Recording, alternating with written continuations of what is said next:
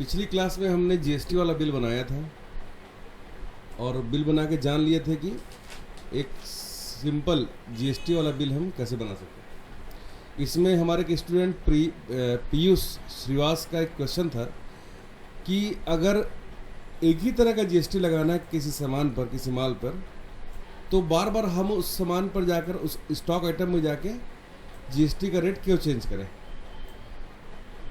कोई ऐसा टेक्निक होना चाहिए कि एक तरह का जीएसटी वाला जो सामान है उनको हम उस कैटेगरी में डाल दें तो वो जीएसटी उसमें खुद ब खुद लग जाए। इसी बात पर आज हम चर्चा करेंगे और किसी सामान पर अगर सेस भी लगाना हो तो हम कैसे लगा सकते हैं वो भी देखेंगे।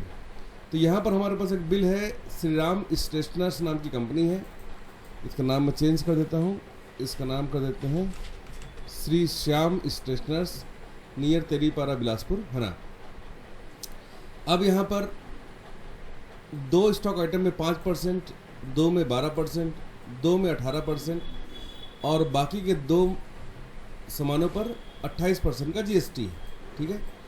और ये नीचे में हमने इसका टोटल भी निकाल दिया है जो कि हो रहा है 36,121 रुपये 50 पैसे, ठीक है। अब ये सेम एंट्री हम करेंगे पर इस बार हम किसी भी आइटम में जीएसटी का रेट नहीं लगाएंगे, ठीक है। तो ये कैसे होगा, इसके लिए हमने सबसे पहले अपना टैली प्राइम ओपन कर लिया है और यहाँ पर हम एक नई कंपनी बना रहे हैं। क्रिएट कंपनी में जाकर श्री श्याम स्टेशनर्स के नाम से और एड्रेस सेम टू सेम डाल देता हूँ जो वहाँ पर लिखा हुआ था।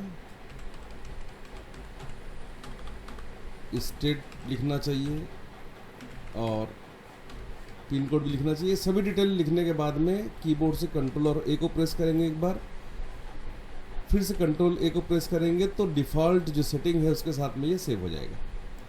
क्रिएट में जाकर सबसे पहले मैं बना रहा हूँ लेज़र। लेज़र का नाम है परचेस और जो बनेगा परचेस अकाउंट्स के अंडर। यहाँ पर कुछ भी चेंजेस नहीं कर रहे हैं, हम सीधा इसको एक्सेप्ट कर लेते हैं। अब बना रहे हैं CGST ड्यूटीज़ एंड टैक्सेस नाम के ग्रुप के अंदर में। ड्यूटीज़, टाइप ऑफ ड्यूटी और टैक्स जीएसटी लिया है, CGST सेलेक्ट किया है और यहाँ पर इसको एक्सेप्ट कर लेते हैं। SGST के लिए भी सेम टू सेम हमने GST लिया है, टाइप ऑफ टैक्स, और यहाँ पर SGST सेलेक्ट कर लेते हैं, इसको एक्सेप्ट कर लेते हैं। और एक नया हम लोग यहाँ पर बनाएंगे लेज़र जिसका नाम सेस है, जो कि ड्यूटीज़ एंड टैक्सेस में आएगा और ये भी जीएसटी होता है। और यहाँ से हम सेस को सेलेक्ट कर लेते हैं। यहाँ पर पूछ रहा है कि वैल्यूएशन टाइप, तो यहाँ पर हम ले रहे हैं बेस्ड ऑन वैल्यू, ठीक है। उसको एक्सेप्ट कर लेते हैं। यहाँ तक आपको समझ में आ गया होगा। वापस से गेटवे ऑफ टैली में जाकर हम क्रिएट करेंगे एक स्टॉक ग्रुप जिसका नाम हम लिखने वाले हैं यहाँ पर स्टेशनरी,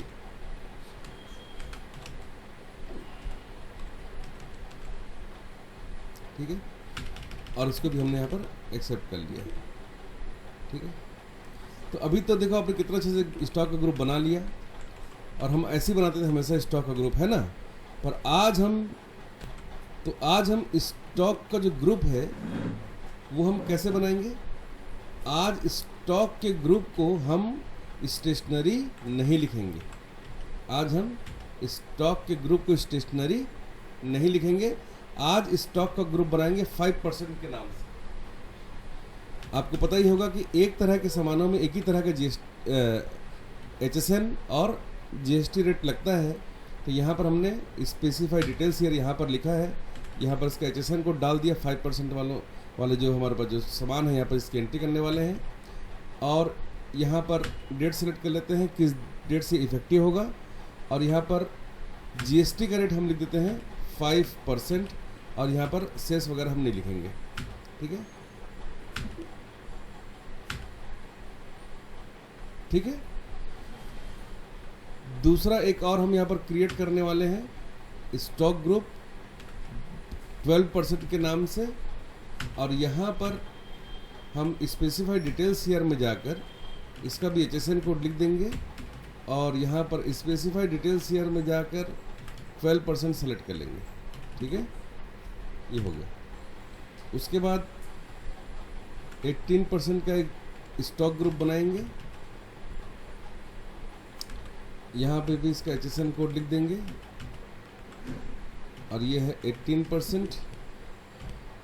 और एक प्लेयर है 28% का एक स्टॉक ग्रुप।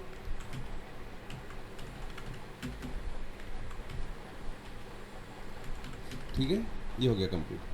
अब यहाँ पर देखिए एक ये समान है 12% साथ में सेस भी है, तो यहाँ पर हम बना रहे हैं 12% विथ सेस के नाम का भी एक बना लेते हैं स्टॉक ग्रुप। और यहाँ पर भी इसका HSN कोड हमको सेम रखना था 12% के हिसाब से जो वहाँ पर था। और यहाँ पर स्पेसिफाइड डिटेल्स शेयर में हम लिख रहे हैं 12%, लेकिन यहाँ पर जो cess valuation type not applicable है, इसको हम बेस्ड ऑन वैल्यूज करते हैं। और 3% क्योंकि यहाँ पर लगाया हुआ है तो मैंने भी 3% ही यहाँ पर लिखा है। ठीक है, ये हमने एक्सेप्ट कर लिया। ठीक है, अब ये सारे हमारे पास जो स्टॉक ग्रुप है हमने बना लिए हैं। अब हम गेटवे ऑफ टैली में जाकर क्रिएट करने वाले हैं क्या, हम यहाँ पर क्रिएट करने वाले हैं स्टॉक का यूनिट जो कि पीस है। और यहाँ पर UQC में भी हम लिख देंगे पीस। और एक हम बना रहे हैं पैकेट जो कि पैक है, तो P फॉर पैक ले लीजिए। या पैकेट दिखना है तो न्यू UQC में जाकर आप यहाँ पर बना लीजिए पैकेट ऐसे। ठीक है, लीजिए मैंने नया बना दिया पैकेट के लिए। अब हम जाएंगे क्रिएट में स्टॉक आइटम के अंदर, और इस स्टॉक आइटम में हमने कोई भी चेंजेस नहीं करना। जैसे नोटबुक है तो हमने यहाँ लिखा है नोटबुक, और यहाँ पर हम ले लेंगे 5% वाला ग्रुप पीस, और यहाँ कुछ नहीं करना है, कंट्रोल ए करिए। दूसरा जो आइटम है वो है पेन, हमने लिया है पेन, और यहाँ पर हमको लेना है ग्रुप 5% वाला पीस है, और कंट्रोल ए कर दीजिए। तीसरा जो है वो है वाइट बोर्ड, तो यहाँ लिखिए वाइट बोर्ड, यहाँ पर लिखिए 12% विथ सेस, पीस में लीजिए और कंट्रोल ए कीजिए। देखिए यहाँ पर एक चीज़ का सारा ये डिटेल जो है ना HSN कोड वाला और ये GST वाला, ये सारा कुछ अपने आप पहले से फिल होके आ रहा है, क्योंकि मैंने ये कहाँ पर स्टॉक के ग्रुप में पहले से लगा दिया है। तो यहाँ पर मुझे दोबारा से कुछ करने की आवश्यकता बिल्कुल नहीं है, इसलिए मैं कंट्रोल ए करके इस सेटिंग को सेव करता चला जा रहा हूँ। अगला है कंप्यूटर टेबल।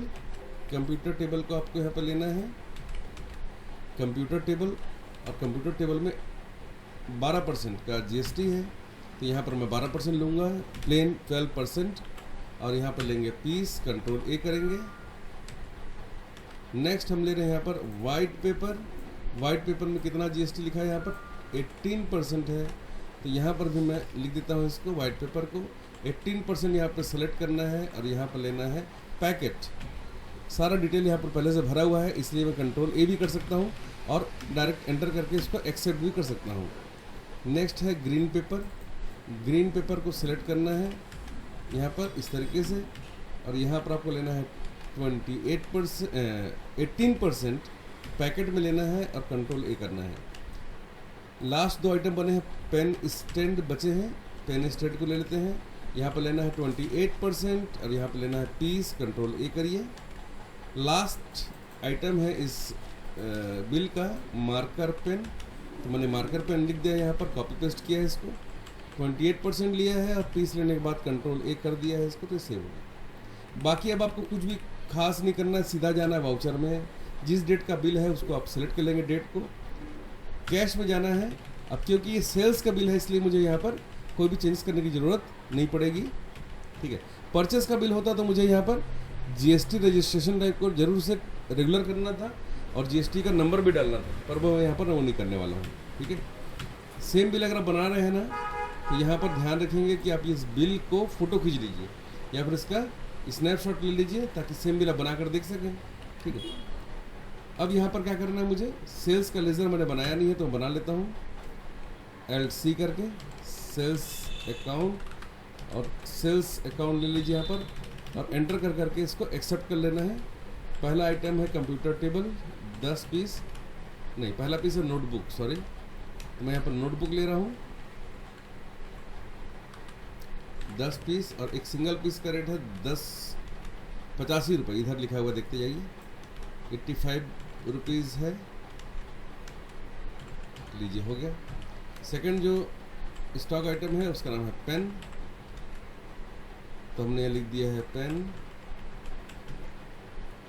10 पीस और इसका रेट कितना है पेन का 10 रुपये ही है, 10 रुपये लिख दिया। थर्ड जो आइटम है वो है वाइट बोर्ड, W लिखेंगे तो वाइट बोर्ड आ जाएगा, 10 पीस है ये भी और वाइट बोर्ड की कीमत कितनी है 1500 रुपये। एंटर करके आपको लेना है कंप्यूटर टेबल, कंप्यूटर टेबल लिया है मैंने, कंप्यूटर टेबल भी 10 पीस लेना है और सिंगल पीस का रेट है 1100 रुपये, 1100 रुपये लेना है, तो मैंने लिख दिया है 1100 रुपये।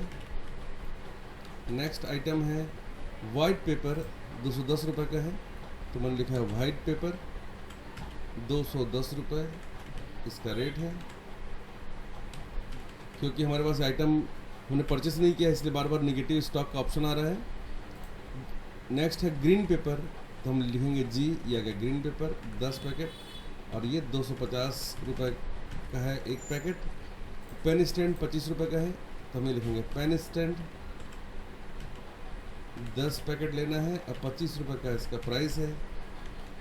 और मार्कर पेन, मार्कर पेन आपको सेलेक्ट करना है, 10 पीस लेना है, सिंगल पीस का रेट है कितना 20 रुपये, मैंने 20 रुपये लिख दिया है। अब देखिए इसमें GST तो कटा नहीं है, कोई दिक्कत नहीं है।